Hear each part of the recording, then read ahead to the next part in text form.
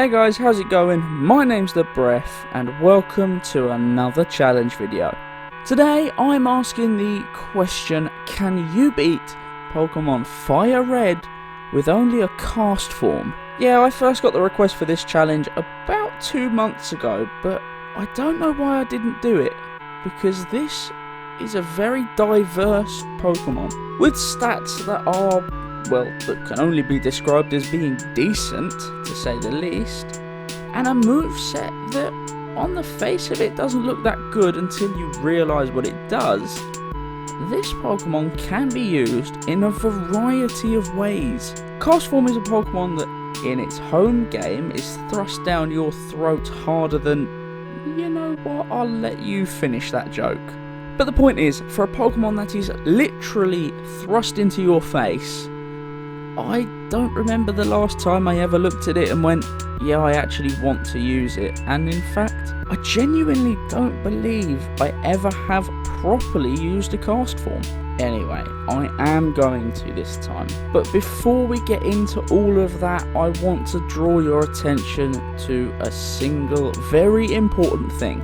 As you hopefully know by the video that was on Zwiggo's channel a while ago, I have the honour of being part of the illustrious 12-pack of Pokemon Challenge tubers that all make each other's lives just that little bit worse.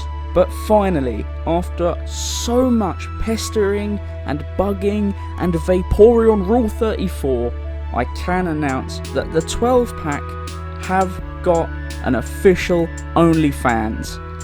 Go and have a look, it's a free service, we're not posting the stuff that you think we will, but you will find top quality content like this. Yes, I know it's very bare bones, but that's because I created it, and yeah, you know what I'm like. Sometimes I can't even get my own challenges out on time, let alone manage an OnlyFans page. But going forward, we're going to be posting on that updates to our individual videos, our group videos, because there may or may not be another one of those in the works, and probably most importantly, all the Vaporeon content you can dream of. Anyway, we have a challenge this week that doesn't directly involve a Vaporeon, so moving on to the rules for this one, and they're more straightforward than learning to drive a manual car. Sorry for my friends over the pond, a stick shift. Actually, no, I was most definitely right the first time. You lot need to learn how to speak English properly. That's a joke, please don't come and kill me in my sleep. Anyway, back to the rules. Castform only in battle, no items are allowed in said battles, and for this one, I'm shaking things up a bit. TM usage is not permitted. We have to beat this with Castform's moveset alone. Which actually, now that I think about it, is easier said than done. But let's jump right into it and crack on. The game begins and we choose the male character, giving ourselves the mirrored name of Heperb, which, in case any of you can't read backwards, it's Breph backwards. Give me a break, I tried to do something actually inventive. Says a lot really, then that's the best I could come up with. But then we get to name our rival, giving him the name of 92C Cat, after user 92 Cheshire Cat, who requested this challenge first 2 months ago. 2 months and I haven't got around to it. I'm so sorry, but this was a brilliant suggestion. Anyway, the game proceeds as normal and we try to escape the confines of Pallet Town, only to be dragged viciously into the back of a VW van. See man driving a German whip? Lock up your kids. Holy shit, if there was ever a joke that's going to come back to bite me on the arse, it's going to be that one. Anyway, we head in and we choose our starter, Castform, giving him the nickname of Morph. If there is anyone out there that can understand the sort of reference that I'm going for here, you will earn yourself a shout out in the next one, and I'll even mention you in the description. To me, I've put an obscure one in there, but that's just showing my nerdy side. With that, we head up to Viridian City, grabbing Oak's parcel from the Pokemon and returning it to him. This opens up a whole new world. Except it isn't a whole new world, it's just Kanto Gen 3 again. I feel like now's a good time to mention that I do have a couple of HM slaves on the party that I want to show for you now. Here we have a pink shiny Vaporeon called Dummy Thick, and a Delibird named Vapeboy900. If anyone doesn't understand the reference, you might want to go and check out that OnlyFans I mentioned. I go and try the optional rival fight first at level 6, except it goes horribly wrong and I end up getting beaten with a rake. Thank you, Zwiggo. That's just a joke. Zwiggo hasn't beaten me with a rake yet. Although I'm really sure he'd like to. Anyway, after that beating, I decide to avoid that and head straight for Brock. The great thing about Castform's moveset is that it learns a flurry of moves at a time. The first set coming at level 10 gives it an elemental move: Water Gun, Ember and Powder Snow. Ice, fire and water. The three things that I love it for this gym. How do you think Brock goes, being a fucking rock type user, against this type of moveset? He gets killed in 2 single hits and that's it. Just like that, Castform has claimed the first badge. That was a lot easier than I thought it would be. But anyway, we head through Mount Moon and we have to choose a fossil. And this time, because I want to please as many people as I can, I choose the Helix fossil. All hail Lord Helix, except for the fact that Lord Helix is most definitely worse than the Dome in this generation. Yes, I said it, and if you don't agree with me, leave it in a comment down below, because you just help out this video and promote it to the YouTube algorithm. I win. So that means that we've arrived in Cerulean City and we have a choice to make. North to tackle the rival fight, or into the city to try and beat Misty. Now, I opt first to try and head north, taking on that rival fight, and realising early on that this moveset as it is somewhat useful. It's not the one that I have in mind for the late game, and I'm sure anyone that's considered Castform's ability and the rest of it knows where I'm going with this, but for this one, Powder Snow on Pidgeotto, and then everything else is sort of deal with it as you can. This fight is easy. In fact, most of the rival fights are easy from here on, and I have so much temptation just to ignore them. I may include them. You'll just have to wait and see. Anyway, at this point, I don't even decide to go and see Bill, because I'm cocky and I'm confident and I really just want to walk in and beat the absolute crap out of Misty's team. Except that's not really how this goes, actually. I'm slightly underleveled and I'm fragile as anything. I lose this fight over and over and over and over and over. It just wasn't going anywhere. So at that point, I decided that I was going to go and see Bill. Problem is that on the way I hit level 20, and that meant that I had to learn 3 moves that I really wanted. Now if I was sensible, I may have replaced something like, I don't know, Tackle. But I wasn't, and I replaced each of my elemental moves with their corresponding weather effect move. Why? Because Castform has the amazingly unique ability Forecast. It means that it changes its shape and typing depending on the weather. Now, it only does this for hail, rain and sunshine in this game, but luckily the 3 moves that we learn here give us the ability to put rain, hail and sunshine up. Who'd have thought it? Problem is, I didn't want to have to wait till I was level 30 to make the absolute most of it to deal with Misty.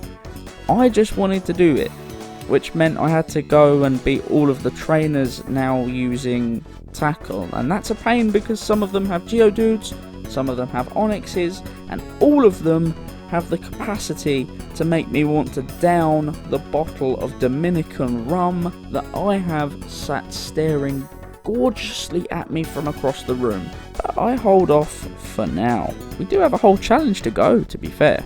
With that done, I've gained a few levels, and I think the only thing that I can really do is just go and power through Misty. It takes me a while, I won't lie, a very long while, filled with many more deaths still. But at the end of the day, we managed to defeat the water type leader. Now, Castform's moveset means that we have a big problem dealing with water type Pokemon. And yes, that is why I gave my rival a Blastoise. An eventual Blastoise, he started with the Squirtle. Something tells me that if I don't clarify that, I'm going to get hate mail in the comments. Anyway, with Misty defeated, we make our way down to the SS Anne, and you all know what's coming in a moment. But before we get to that point, guess who we have to fight again? That's right, it's the rival. And has he become any more difficult? Not really. The only thing he's done is level up and evolve some of his Pokemon. I'll be honest, they are just as annoying, and for that I mean not very annoying. Not very annoying at all. But getting past him, and you do get past him pretty easily, we head up to see the captain. We all know what's coming now, so the sooner we get it done, the sooner we can move on.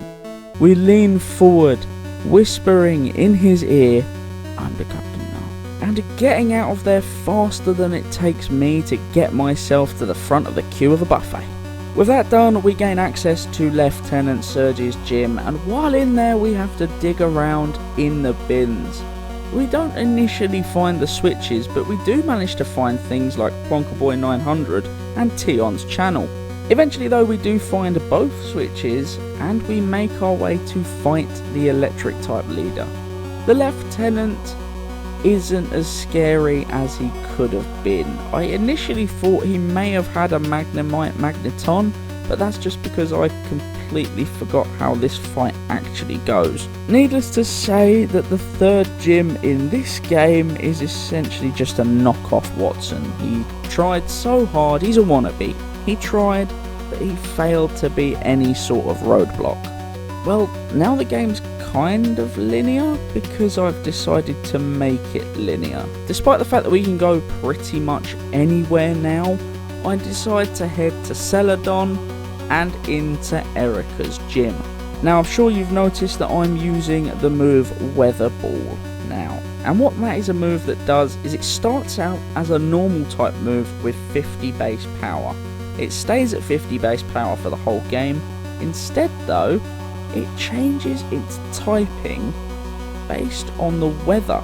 And what does that mean when you've got a Pokemon that can set up a hailstorm, for example, transforming itself into the ice type and giving Weather Ball the ice typing as a move? Yeah, what I've done is made it so that Castform is essentially now Stab City. And no, I don't mean South London, I mean Stab City being same type attack bonus. Yes, whether we are basic normal type or fancy fire type, we now have access to only a stab move. And when one of those said stab moves can be the fancy fire type, how do you think the grass type gym went? Yeah, it was piss easy. At this point in the game, I was questioning why I'd never used a Castform before, and that was when I realised that essentially the point you get it in its own game, Ruby, Sapphire and Emerald, it's useless. We really could use it earlier on slightly. Nevertheless, this game is just beginning, and the next badge on the trainer card, which is what I'm following, is Koga. For once, we don't have a move that can directly deal with him, but we don't need it because we can change into the fire, water or ice type. That means that we do more because I've managed to get a good beneficial nature, and I may or may not have EV trained in special attack because ice, fire and water are all special type moves in this game. Anyway, Koga puts up a valiant effort. He was good, but he just didn't quite hit the spot, which is coincidentally what my ex-girlfriend used to say about me. I'm just kidding, I don't have an ex-girlfriend. Did I just completely skip over the Lavender Tower portion of the game and the rocket hideout? Yes, because it's just a horrible part of the game. I can't really get away with doing the same for the Silph Company building though. Yes, I've done this so many times I reckon I could do it blindfolded. Up to the 5th floor to collect the key card, and then down to the 3rd floor to hit the warp tile and challenge the rival again. That goddamned rival. While I try and keep my cool, because the fact that there are so many rival fights in this game bothers me deeply, it really wasn't that difficult. We've got moves for days, boys. We can deal with everything on his team, give or take the one Pokemon on his team that we can't, and that's Blastoise. Other than that, we've got Ice, we've got Fire, we've got Water. You do the maths. This was a really easy fight. But actually the surprising thing was it wasn't the easiest fight. That one would be giving the honours to Giovanni. He was ridiculous. You set up a rain dance and then you weather ball away and his entire team falls in a single hit. Could he be any simpler? He was so simple, he made my sister look like a bloody genius. Coincidentally, if I don't upload next week, it's because she's seen this and slit my throat in my sleep. Oh, I'm just kidding, she doesn't know how to use a knife, that's too technical for her. Speaking of technical, Sabrina. Oh boy. She is my favourite Kanto gym leader, and it's got nothing to do with the whip that she has in Gen 1, I think. It's got everything to do with the whip that she has in Gen 1. And while every single fibre of my being wanted to bring out that HM Slave Vaporeon and soak her to the core, this isn't the Vaporeon only run that I am going to be doing in Pokemon Crystal next week. She'll just have to wait. The strategy here hasn't changed from when I first mentioned it, and it isn't going to change until the end of the game because Castform doesn't learn any more moves. You set up the rain, you set up the sun or the hail, and you just go to town on her arse, and not in the way that I would like to with that whip. Oh, I just said that out loud. So moving on, gym number 7 is due, and that is the fire type gym. He says in his opener that I should bring a burn heal, and I brought something better. I bought Rain Dance and a stab, now water type move. Every single one of his fire type little buddies fall way too easily, and just like that, the bald headed mad lad is down. At this point I realised just how easy the challenge was so far, and that actually it wasn't going to get much harder. So I accept Bill's offer to go over to the Sevi Isles, and I use the opportunity I have there to do as much grinding as possible. And because this video is pretty short compared to my last ones, and I would like to at least remain somewhat consistent, here's a bit of filler content. Can we beat this fiery chicken bird? Yes we can. Can we beat this frozen turkey? Absolutely. And can we strike a bolt of despair through this little whatever the fuck you call this? Of course we can. And with that filler content completed, we now return you to your regularly scheduled broadcast. The 8th and final gym is Giovanni again, and he uses ground type Pokemon. And we have both ice and water as our available moves.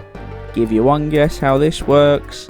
I think I'm gonna need more filler content. Because ladies and gentlemen, boys and girls, dogs, cats, birds, ferrets, lizards and amphibious creatures, the Pokemon League is the only thing that stands between us and the end of this challenge.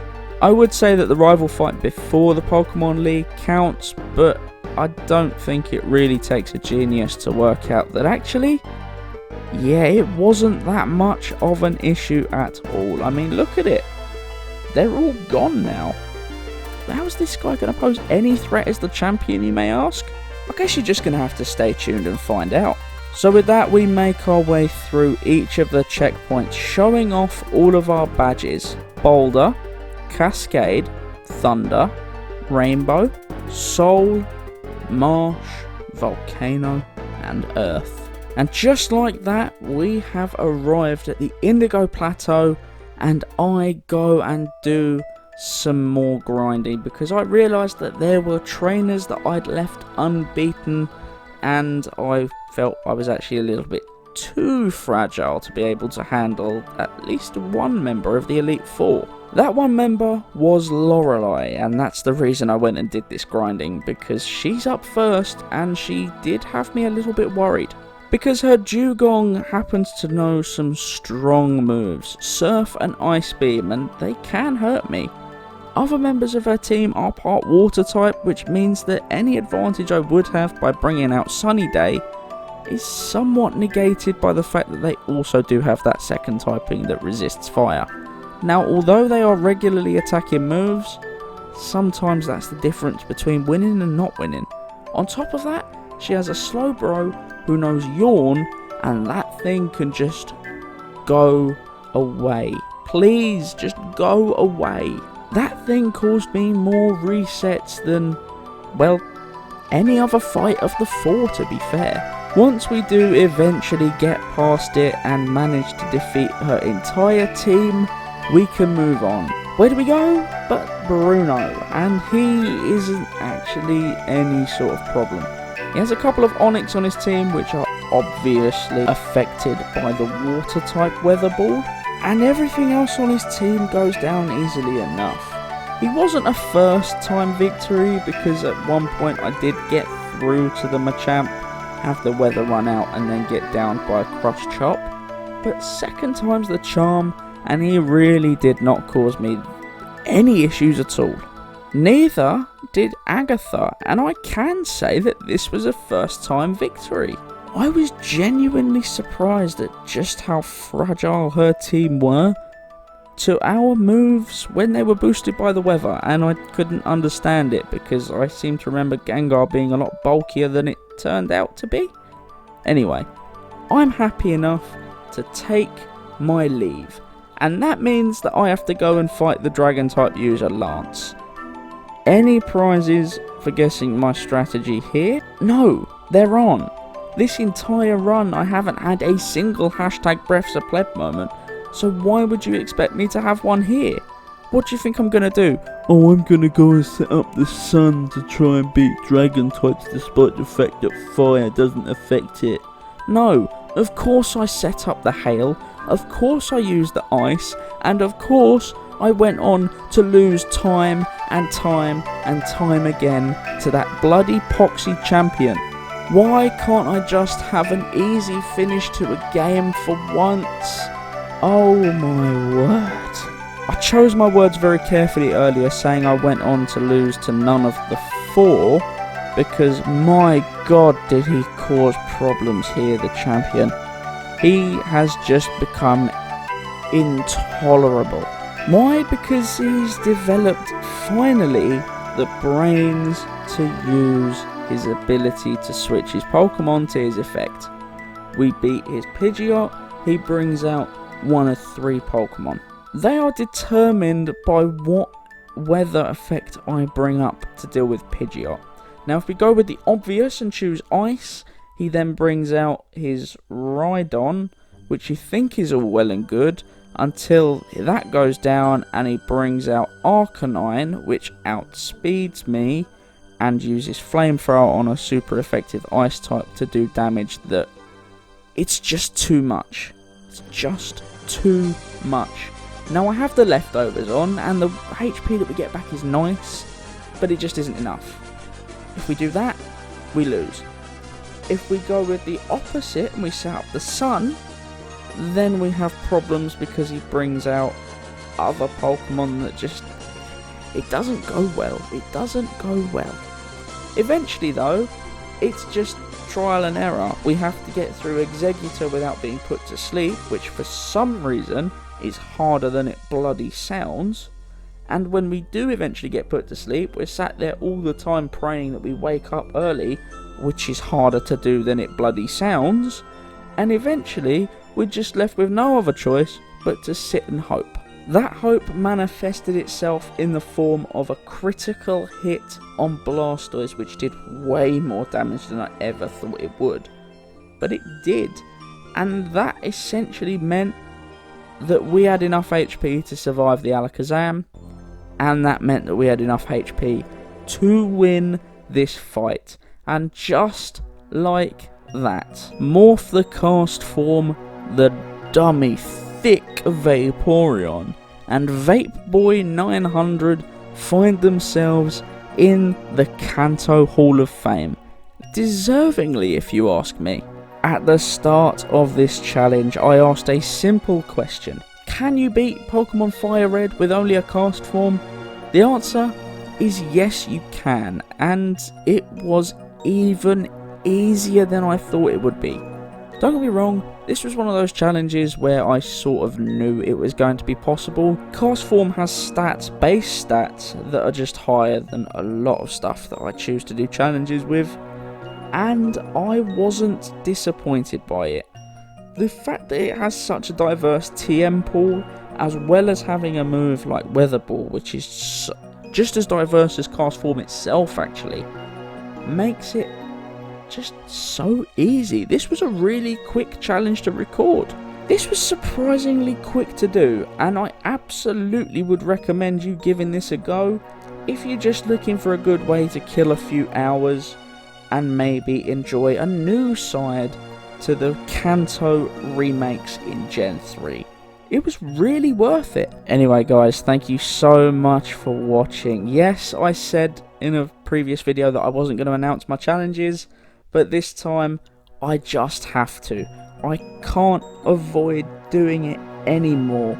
Next week I will be doing a Vaporeon challenge in Pokemon Crystal. I haven't worked out the logistics yet, and I haven't been very well actually. I don't know if you can tell in my voice, but I've been kind of sick the last few days, so I'm hoping I can get it out to you next week, which I should be able to do. But I'm really looking forward to that. And I know that somewhere out there, Plonkerboy 900 is also really looking forward to that challenge.